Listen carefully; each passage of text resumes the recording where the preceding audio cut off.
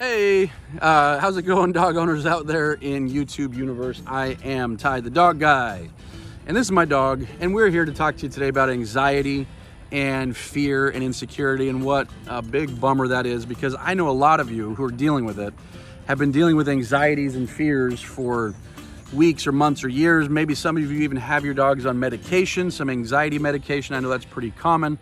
And oftentimes through training, we can get dogs off of medication because they didn't need it in the first place. They just needed to learn how to live a different life and think a different way than how they have been thinking.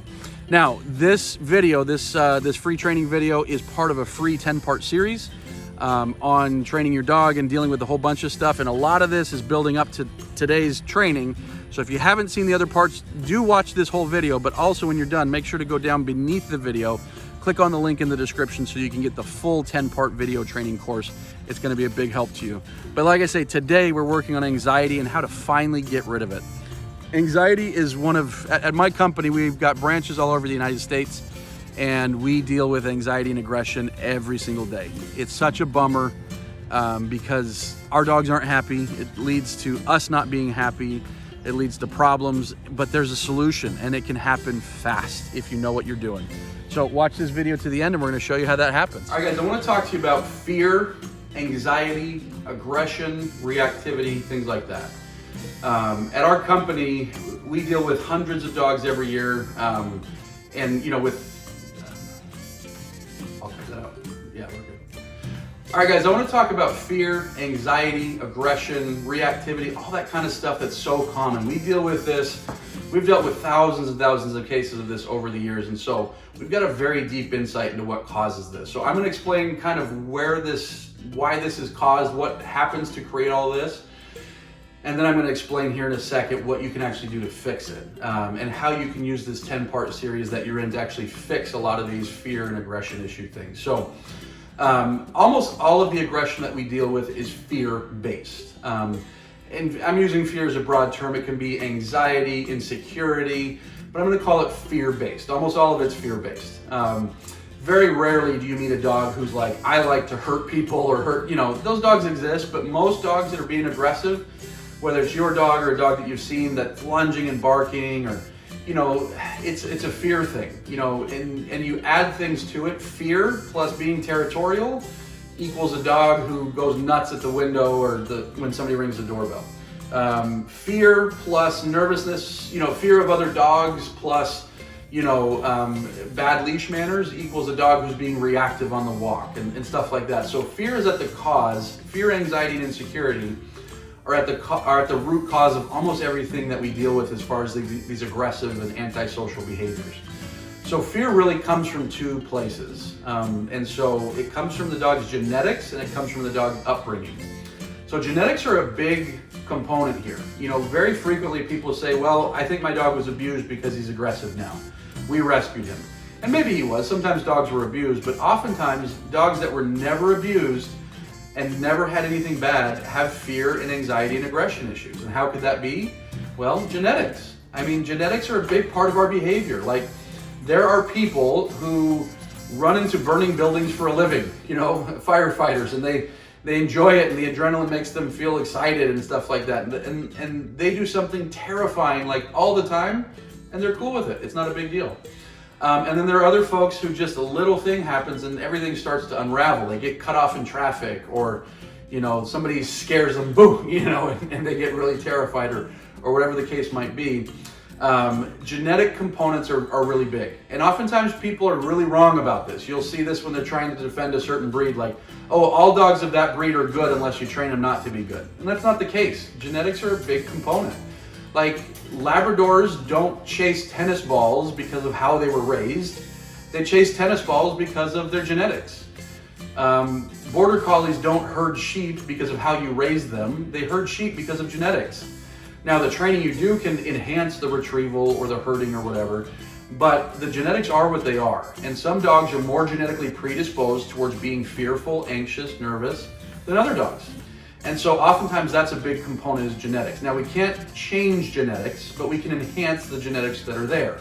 And so through training and things like that, and I'm going to get into that here in a second on what you can do if your dog has genetic, more fear type issues.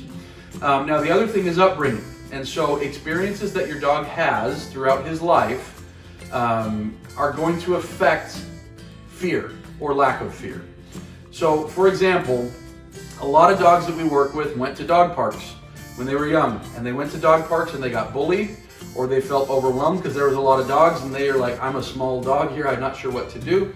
Or they got attacked, on an extreme end.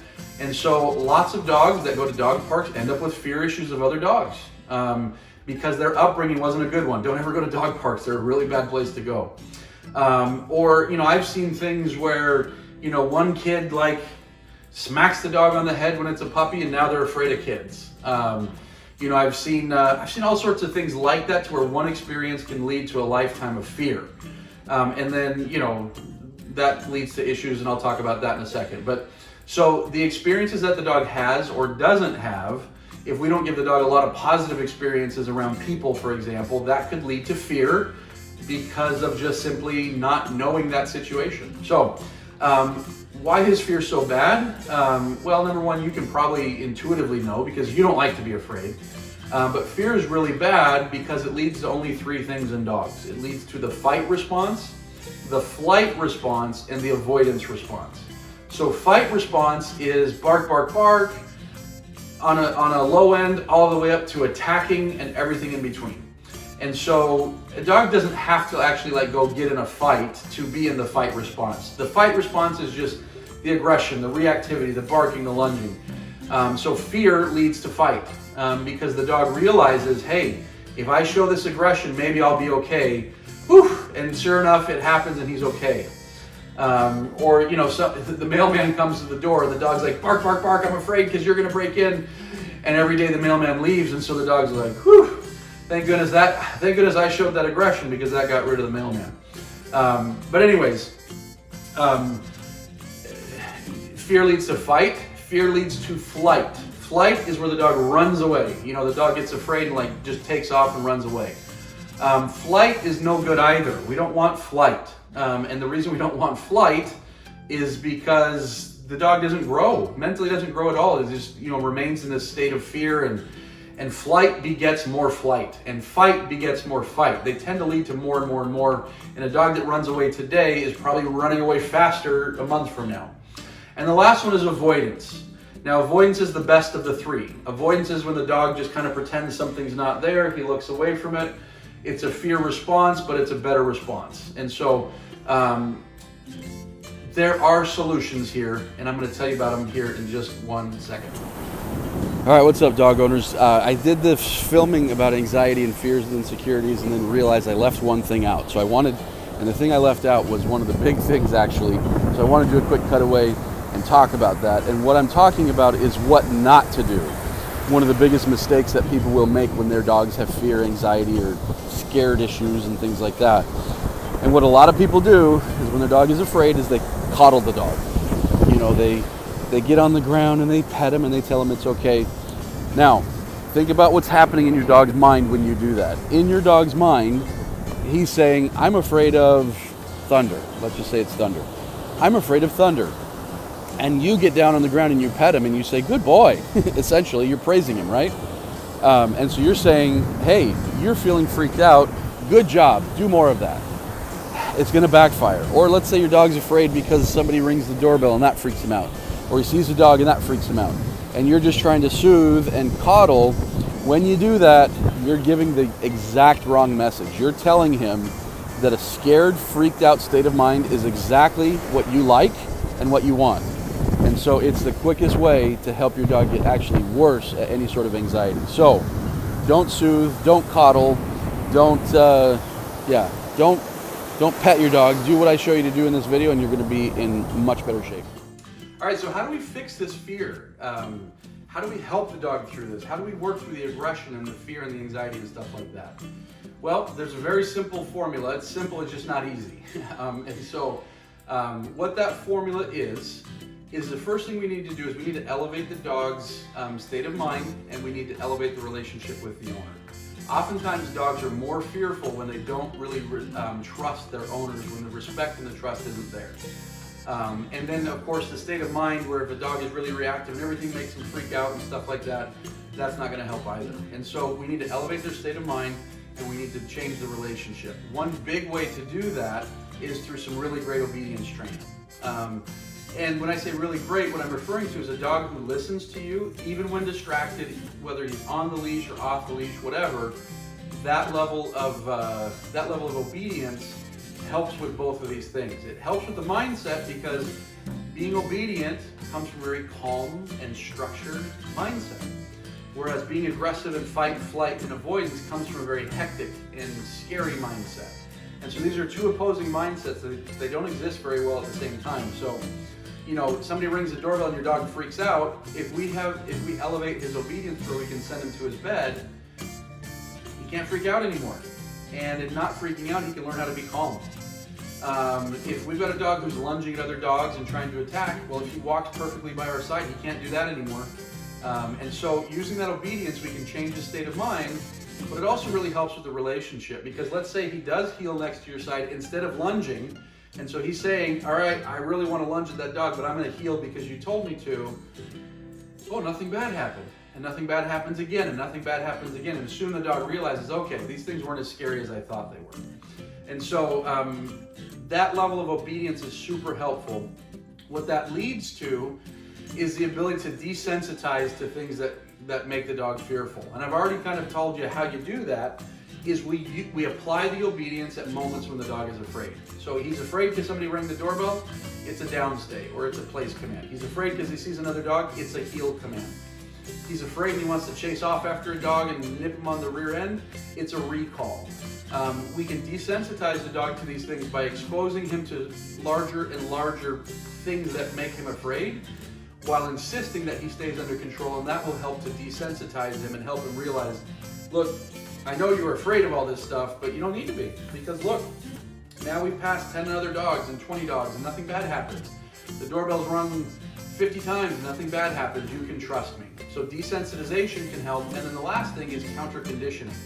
So counter conditioning is something that you can do when you've got like an outside fearful trigger that you know is going to happen. Like maybe every Wednesday morning, the big trash truck comes and he's afraid of that sound.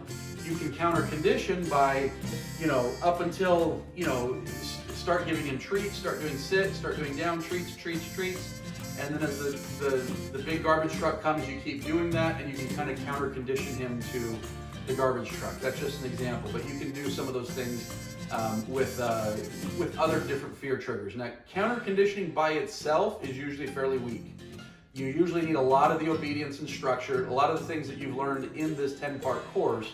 You need a lot of that obedience and structure, and then counter conditioning can be super helpful. But until then, it's really, once you get that obedience, then you can do some of this counter conditioning. But generally, that's our formula for helping dogs work through fear. And we see dogs gain an enormous amount of confidence, an enormous amount of they feel so much better when we get their obedience levels up, when we desensitize them to the fear triggers that they've got, and then we do some counter conditioning to the fear triggers that they've got. Those types of things do a really great job at helping the dog work through fear. Go try it with your dog. All right, dog owners, let me tug at your heartstrings here a little bit. Let me guilt trip you a little bit. Yes, working on anxiety and aggression is going to make your life better. And yes, you should do it for that reason. But this one is so much also about your dog, his or her happiness. The fact that when he or she is dealing with insecurities and aggressions and anxieties every day, that's no way to live. You can provide a way better life for your dog if you help them work through these anxieties and aggressions and insecurities and stuff that your dog's dealing with. So make sure to do that. And also make sure, oh, that's loud. Also make sure to head over to down below this video. If you're watching it on YouTube, there's a link down below the video where you can grab a free 10-day training course on how we do all of our training and how we help dogs work through aggression, anxiety, and leash pulling and not coming when called, and chewing and destruction and jumping and all sorts of stuff that you might need help with. Go grab that free course, and we'll see you on the other side.